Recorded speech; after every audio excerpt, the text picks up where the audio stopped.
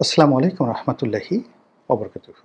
সম্মানিত দর্শক, আমাদের প্রধান উপদেষ্টা ডক্টর মোহাম্মদ ইউনূস সাহেবের যিনি প্রেস সচিব রয়েছেন, জনাব শফিকুল আলম, তার একটি ফেসবুক স্ট্যাটাস, সেটি নিয়ে এখন বাংলাদেশ রীতিমতো তোলপাড় হচ্ছে। তিনি সেই যে তার যে জগৎ বিখ্যাত ফেসবুক স্ট্যাটাস, সেখানে তিনি উল্লেখ করেছেন যে কামালকে দিয়ে শুরু হবে এবং পরবর্তীতে একে একে এটা চলমান থাকবে। তো এটা হলো জাস্ট একটা ইন্ডিকেশন, যার অর্থ দাঁড়ায় যে ভারতে এই মুহূর্তে সাবেক স্বরাষ্ট্র মন্ত্রী জনাব আসাদুজ্জামান খান কামাল, তিনি ভারতে আছেন, হয়তো বন্দী হিসাবে অথবা ভারত সরকারের হেফাজতে। এবং ডক্টর মোহাম্মদ ইউনূস সরকারের সঙ্গে ভারতের একটা লেনাদেনা হচ্ছে, সমঝোতা হচ্ছে, এবং সেই সমঝোতার প্রেক্ষিতে যে ভারত বাংলাদেশ পারস্পরিক বন্দি বিনিময় চুক্তি আছে, সেই চুক্তির অধীন বাংলাদেশের নিকট জনাব আসাদুজ্জামান খান কামালকে প্রত্যার্পণ করা হচ্ছে। এই ব্যাপারে তিনি খুবই আশাবাদী, এটাই ব্যক্ত করেছেন। তো জনাব শফিকের এই যে ব্যক্তিগত ফেসবুক স্ট্যাটাস, এটি এখন দেশের সমস্ত পত্রপত্রিকার লিড নিউজ, এবং আমরা যারা খবরের দুর্ভিক্ষের মধ্যে আছি, আমরা যারা ইউটিউবে কন্টেন্ট তৈরি করে পেটের ভাত জোগাই বা মনের চাহিদা মেটাই অথবা ভিউ ব্যবসা করি, তারা মূলত জনাব শফিকুল আলম তার যে কোনো বক্তব্যকে, যে কোনো কথাকে আমরা মাথায় করে নাচি এবং এটিকে আমরা বেদ বাক্য হিসেবে মনে করি যে তিনি যেটা বলেছেন এটি উত্তম, এটাই সঠিক, এটাই সত্য এবং এটাই হবে। তাকে নিয়ে আওয়ামী লীগের যারা লোকজন বিদেশে আছেন, তারা নানা রকম নেতিবাচক কথা বলেন, তারপরে নানা রকম তার উপাধি আছে এবং তাকে দু চোখে দেখতে পারে না। কিন্তু আমার কেন জানি এই ভদ্রলোককে ভীষণ রকম ভালো লাগে। এর কারণ হলো তিনি আসলেই ভদ্রলোক। এই গত 14 মাস আগে আপনি যদি তার হিস্ট্রি নেন, দেখবেন যে ব্যক্তিগত আচরণ, শিক্ষা দীক্ষা থেকে শুরু করে সব জায়গাতেই তার একটা ভদ্রতার ছোঁয়া আছে। তার চেহারার মধ্যে একটি মধ্যবিত্ত পরিবারের ছাপ আছে এবং তার ছেলে মেয়েদের যে ছবি আমরা দেখেছি, সেখানেও নম্রতা, ভদ্রতা, বিনয় এটি প্রকাশিত হয়ে পড়েছে। কিন্তু ক্ষমতা লাভ করার সঙ্গে সঙ্গে তার ভিতরে একটা মারাত্মক বিবর্তন আমরা দেখতে পেয়েছি। সেটি হলো তিনি সর্ব বিষয়ে বিশারদ হয়ে পড়েছেন এবং সর্বক্ষমতার অধিকারী হয়ে পড়েছেন। তিনি ফিজিক্স নিয়ে যেভাবে অনবদ্যভাবে কথা বলেন, কেমিস্ট্রিও তার নজরে বাদ যায় না। তিনি যেভাবে অঙ্ক নিয়ে কথা বলেন, জ্যামিতি নিয়ে তিনি রীতিমতো বিশ্ববিদ্যালয়ে থিসিস করার মতো অবস্থায় পৌঁছে গেছেন। ইতিহাসে তার পারঙ্গমতা অসাধারণ। আবার আইন বিজ্ঞান, যেটিকে বলা হয় জুরিসপ্রুডেন্স, সেখানেও তিনি কম যান না। আবার যদি আপনি ধর্মতত্ত্ব বলেন, থিওলজি, তিনি বাংলাদেশে যারা ধর্ম বিশারদ রয়েছেন, মোরলের সবার মুরব্বী হিসাবেই আবির্ভূত হয়েছেন এবং তার আচার আচরণে অনেকটা কিং মেকার হিসেবে একটা মানুষের যে একটা মানচিত্র থাকে, ওনাকে দেখলেই মনে হবে যে তিনি আসলে ক্ষমতাধর একজন কিং মেকার, রাজা বানানোর মেশিন, মন্ত্রী এমপি বানানোর মেশিন। এবং আমাদের এই বাংলায় এই মুহূর্তে তার চেয়ে আকর্ষণীয় পুরুষ, তার চেয়ে ক্ষমতাধর পুরুষ এবং তার চেয়ে প্রভাবশালী পুরুষ দ্বিতীয় জন নেই। ইচ্ছাই হোক, অনিচ্ছাই হোক, বিরক্তিতে হোক, প্রেম ও মুগ্ধতায় হোক, আপনাকে ঘুরে ফিরে জনাব শফিকের কাছে যেতেই হবে। তিনি যেই মুহূর্তে ক্ষমতায় বসেছেন, তিনি তার পদ ভুলে গিয়েছেন। তিনি তার বয়স ভুলে গিয়েছেন। তিনি স্থানকাল পাত্র নিয়ে অত মাথায় ঘামান না। তার যখন ইচ্ছা হয় তিনি এনসিপি নাহিদ ইসলামকে ভবিষ্যৎ প্রধানমন্ত্রী বানিয়ে ফেলেন। তিনি যখন আওয়ামী লীগ নিয়ে কথা বলেন, শেখ হাসিনাকে নিয়ে কথা বলেন, কিংবা কোনো দেশের রাজনৈতিক শীর্ষ নেতৃবৃন্দ, বিশেষ করে আওয়ামী লীগ, জাতীয় পার্টি এবং তার সঙ্গে যারা সহযোগী ছিলেন, তারা সেটা জনাব হাসানুল হক ইনু হন, কিংবা রাশেদ খান মেনন হন, কিংবা শেখ হাসিনা হন, এটা কোনো বিষয় নয়। তিনি তাদের সবাইকে অপরাধী হিসেবে ট্রিট করেন এবং তাদেরকে অনেকটা, যাকে বলা হয় ছোট ভাই, ছোট বোন, এরকমভাবে কথাবার্তা বলেন। যেমন হাসিনা, ইনু, কামাল, জামাল, রাম, শাম, রনি, ফনি, এরকম। কিন্তু আমরা যেমন একজন মানুষকে সে যত খারাপই হোক না কেন, তার পদ, মর্যাদা এবং তার বয়সকে সম্মান করে জনাব বলি, তিনি বলি, আপনি বলি, উনি বলি, এই বিষয়টির ঊর্ধ্বে উঠে গেছেন জনাব শফিক। এটাকে বলা হয় সিদ্ধি লাভ করা। তো মানুষ যখন সিদ্ধি লাভ করেন, অলৌকিকত্ব পান, ভবিষ্যৎ দেখতে পান এবং অনেক অজানা বিষয়গুলো তিনি জানতে পারেন, তখন দুনিয়ার সবাইকে তার মনে হয় যেন তার সন্তান। ভানুর একটা বিখ্যাত কৌতুক আমরা শুনেছিলাম ছোটকালে। সেটি হলো যে একজন এরকম লোক, তিনি সিদ্ধি লাভ করেছেন। তো সিদ্ধি লাভ করে তিনি সেই ধর্মগুরু হয়ে বসে আছেন। তার জন্মদাতা পিতা সেখানে গিয়েছেন এবং তিনি নাচিনার ভান করে সেই পিতার নাম ধরে বললেন, নারী কেমন আছিস তুই? পিতা তো ভীষণ অবাক। তো তিনি একটু রাগ হতে চাইলেন, কিন্তু সেই যে গুরু বাবা, সিদ্ধি বাবা, তিনি বললেন যে দেখো, আমি সিদ্ধি লাভ করেছি, এখন এই দুনিয়ার সবাই আমার সন্তানের মতো।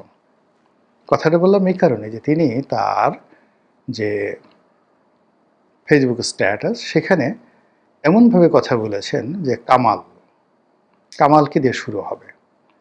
সাবেক স্বরাষ্ট্রমন্ত্রী, দ্বন্দ্বিত আসাদুজ্জামান খান কামাল বা ইত্যাদি আরও অনেক কিছু বলা যেতে পারত। তিনি কেবলই কামালকে দিয়ে শুরু করেছেন। কামাল মিন্স একজন তার ছোট ভাই, তার অধীনস্থ, তার দয়া বা অনুগ্রহ ভাজন। তো এইরকম মানে তার আচরণে, কথাবার্তা এরকম একটা সিদ্ধি সিদ্ধি ভাব চলে এসেছে। তো এটা নিয়ে ভারতের পত্রপত্রিকাগুলো লিখছে, ইউটিউবে কন্টেন্ট তৈরি হচ্ছে, আওয়ামী লীগের লোকজন রীতিমতো রেগে মেগে অস্থির হয়ে যাচ্ছে এবং অনেকে কিন্তু আবার ভয়ও পাচ্ছে। ভয় পাচ্ছে কারণে যে রাষ্ট্রের আসলে সাধারণত কোনো চরিত্র থাকে না। রাষ্ট্রের চরিত্র নির্ধারিত হয় রাষ্ট্র যারা পরিচালনা করেন তাদের কর্মকাণ্ডের উপর। তো সেই ক্ষেত্রে একটি রাষ্ট্র অন্য একটি রাষ্ট্রের জন্য ভয়ে হোক, লোভে হোক, লালসায় হোক, প্রয়োজনে হোক, অনেক কিছু করতে পারে। আপনার অতীতে দেখেছেন, যুদ্ধ যখন হতো, যিনি বিজয়ী হতেন তিনি হেরেমে ঢুকে সঙ্গে সঙ্গে আগের বর্ষের স্ত্রী অথবা কন্যা তাদেরকে ক্যাপচার করে, বিয়ে শাদী হোক, ধর্ষণ হোক, একসাথে যাপিত জীবন হোক, তিনি তার সেই দৈহিক কামনা বাসনা মুহূর্তের মধ্যে চরিতার্থ করতে পারতেন। এটাকে অনেকে গনিমতের মাল বলেন, কিন্তু ইসলামের আবির্ভাব হওয়ার অনেক অনেক আগে কিংবা যে কোনো মানে রাজনীতিতে এটা একটা চিরাচরিত কমন ফেনোমেনা। তো এটা নির্ভর করে সেই যিনি বিজয়ী হলেন তার ইচ্ছার উপরে। আর পরাজিতের সমস্ত ধনসম্পদ, ময়ূর সিংহাসন, কোহিনূর পাথর, সব কিছু বিজয়ীর হয়ে যায়। আমরা এটা ইতিহাস জানি। 2 নম্বর হলো যে ক্ষমতা টিকিয়ে রাখার জন্য, সম্পর্ক স্থাপনের জন্য বা সম্পর্ক যাতে তৈরি হয় এজন্য অনেক কিছু বিনিময় হতো। দেখা যেত নিজের কন্যাকে রাজপ্রাসাদে পাঠিয়ে দেওয়া হতো, হেরেমে পাঠিয়ে দেওয়া হতো বাদশার মনোরঞ্জনের জন্য। অথবা একেবারে যে শত্রু, যুদ্ধক্ষেত্রের শত্রু, সেই শত্রুর সঙ্গে মিত্রতা স্থাপনের জন্য নিজের কন্যাকে শত্রুর যে বাদশা তার সঙ্গে বিয়ে দেওয়া হতো, অথবা সেই বাদশার সন্তানের সঙ্গে বিয়ে দেওয়া হতো। এই ইটস এ ম্যারেজ ডিপ্লোম্যাসি। বললাম এই কারণে যে রাষ্ট্র তার প্রয়োজনে যে কোনো সময় তার চরিত্র পাল্টাতে পারে। তো ভারতের সঙ্গে বাংলাদেশের যে সম্পর্ক এই মুহূর্তে রয়েছে, ভারত যদি মনে করে যে এখন আসলে বাংলাদেশের সঙ্গে তার সম্পর্কটি করতে হবে এবং ইউনূস সাহেবের সঙ্গেই করতে হবে এবং জনাব শফিক সাহেবের সঙ্গেই করতে হবে, তাহলে কামাল জামাল যেভাবে জনাব শফিক বলছেন, একইভাবে যে কোনো লোককে বাংলাদেশে ফেরত পাঠাতে পারে। এটা কোনো বিষয় নয়। এই বাংলাদেশ থেকে তো আমরাও অনেক বন্দীকে, যাদেরকে বাংলাদেশ একটা সময় প্রশ্রয় দিয়েছিল, সেই উলফাদেরকে প্রশ্রয় দিয়েছিল, পরের বড়ুয়াকে প্রশ্রয় দিয়েছিল, আবার তাকে আমরা ভারতের কথা মতো বন্দী করে রেখেছি, আবার তাকে ভারতের অনুরোধে আমরা তাদের নিকট প্রত্যার্পণ করেছি। তো আমরা যদি এই কাজ করতে পারি, ভারত কেন পারবে না? কেন পারবে না বলেন? এবং এটা হতে পারে, রাজনীতিতে শেষ বলে কথা নেই। সাম্প্রতিক সময়ে ভারতের যে নিরাপত্তা উপদেষ্টার সঙ্গে জনাব খলিলুর রহমান, বাংলাদেশের নিরাপত্তা উপদেষ্টার বৈঠক, উভয় পক্ষ মুখে কুলু পেটেছে। আমরা নানা রকম প্রেডিকশন করছি, নানা রকম কথাবার্তা বলছি নিজেদের মতো করে। সরকারের প্রচার যন্ত্র, মানে ডক্টর মোহাম্মদ ইউনূস সাহেবের প্রচার যন্ত্র দুর্বল হওয়ার কারণে এই বৈঠক নিয়ে তারা কোনো বক্তব্য দিচ্ছেন না। কিন্তু আওয়ামী লীগের যারা লোকজন, তারা বলার চেষ্টা করছেন জনাব খলিলকে ডেকে নেওয়া হয়েছিল ধমক দেওয়ার জন্য, এটা বলার জন্য, ওটা বলার জন্য, কিন্তু সরকারের পক্ষ থেকে কিছু বলা হয়নি। কিন্তু ওখানে যদি নাটকীয় কিছু ঘটে থাকে, তাহলে আমি অবিশ্বাস করতে পারবো না এটা হয়। আবার সেই বৈঠকের সঙ্গে আমেরিকার সম্পৃক্তি, অর্থাৎ সেখানে মার্কিন রাষ্ট্রদূত উপস্থিত ছিলেন এবং তার পরবর্তীতে আবার কাতারে একটা দীর্ঘমেয়াদী বৈঠক হয়েছে জনাব খলিলুর রহমান সাহেবের সঙ্গে, ভারতীয় কর্তৃপক্ষের সঙ্গে।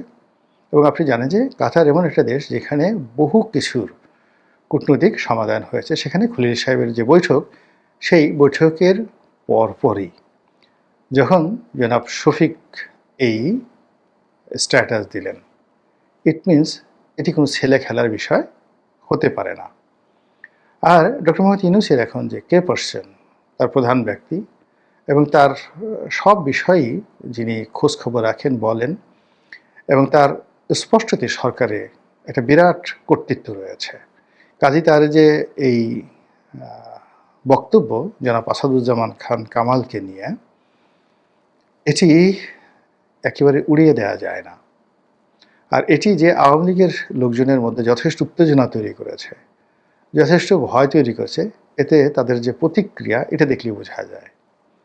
এবং তারা যখন সান্ত্বনা খোঁজার চেষ্টা করছেন যে এটা হবে না, ভারত এটা করতে পারে না, ভারত এটা করবে না, কংগ্রেস, বিজেপি, মমতা ব্যানার্জি, তারা সবাই, সিপিএম, ভারতের কমিউনিস্ট পার্টি অফ ইন্ডিয়া, তো তারা সবাই শেখ হাসিনাকে রাখার ব্যাপারে ঐক্যমত্য পোষণ করেছেন, আওয়ামী লীগকে আশ্রয় দেওয়ার ব্যাপারে ঐক্যমত্য পোষণ করেছেন। এই ধরনের কথা প্রচার করে তারা এক ধরনের সান্ত্বনা খোঁজার চেষ্টা করছেন। কিন্তু রাজনীতিতে তো আমি বললাম যেখানে শেষ বলে কোনো কথা নেই। যদি তাই হয়, তাহলে সঙ্গত কারণেই দেখবেন যে বাংলাদেশে আওয়ামী লীগ, কিংবা কলকাতাতে, ত্রিপুরাতে, দিল্লিতে, যেখানে আওয়ামী লীগের আছেন এখন রাজার হালে, তাদের সকলের মধ্যে রীতিমতো কান্নার রোল পড়ে যাবে। আর সবচেয়ে বেশি বিপদগ্রস্ত হয়ে পড়বেন জনাব ওবায়দুল কাদের। তার হার্টের অবস্থা এমনিতেই ভালো নন।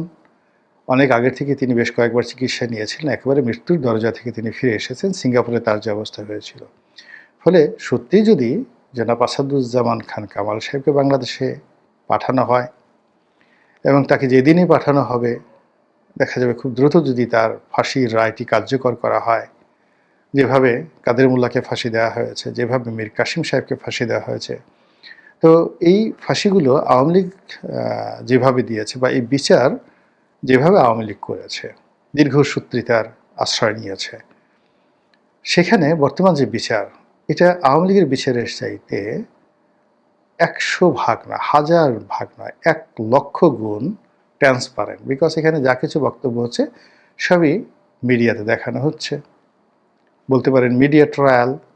এটা খুব দ্রুত গতিতে হচ্ছে, এত দ্রুত গতিতে হচ্ছে যেটা কল্পনাই করা যায় না। আর এই বিচারকে সমালোচনা করার মতো এই মুহূর্তে বাংলাদেশে কোনো শক্তি নাই, আন্তর্জাতিক অঙ্গনেও কোনো শক্তি নাই। জামাতের বিরুদ্ধে যখন বিচার করা হচ্ছিল তখন আন্তর্জাতিক অঙ্গন থেকে শুরু করে বহু রাষ্ট্র, পাকিস্তান, আমেরিকা, তুরস্ক থেকে শুরু করে আরও অনেক রাষ্ট্র সরাসরি এই বিষয়ে নাক গলিয়েছে। কিন্তু এখন যে আইসিটি বিচার হচ্ছে এই ব্যাপারে কোনো রাষ্ট্র সরাসরি নাক গলাচ্ছে না। 2-4টে এনজিও, আন্তর্জাতিক মানবাধিকার সংস্থা তারা বক্তব্য দিচ্ছে মিনমিন করে। তো কাজেই এই যে আমরা যতই এই আইসিটি, বর্তমান আইসিটি, সেটাকে নিয়ে তুচ্ছ এবং তাচ্ছিল্য করছি, মনে হচ্ছে যে আগ্নেয়গিরির উপরে শুয়ে আপনি দ্বিধা আসছে চোখ বুজে ঘুমাচ্ছেন যে কখনো এখান থেকে অগ্নুৎপাত হবে না। কিন্তু ইতিমধ্যে মৃত্যুদণ্ড কিন্তু হয়ে গেছে। কাজেই যদি এখানে কাউকে হঠাৎ করে মানে শুলে চড়িয়ে দেওয়া হয়, ফাঁসিতে লটকিয়ে দেওয়া হয়, আর বিনিময়ে যদি বিলিয়ন বিলিয়ন ডলারের রাষ্ট্রীয় অর্থনীতির স্বার্থ থাকে এবং ব্যক্তিগত সফলতা ব্যর্থতার বিষয় থাকে, তাহলে রাষ্ট্রীয় শক্তি কেন এই নেগোসিয়েশন করবে না? কাজে আমি যে কথাগুলো বললাম ইতিবাচক নেতিবাচক না হয়ে জাস্ট একটা বিশ্লেষণ।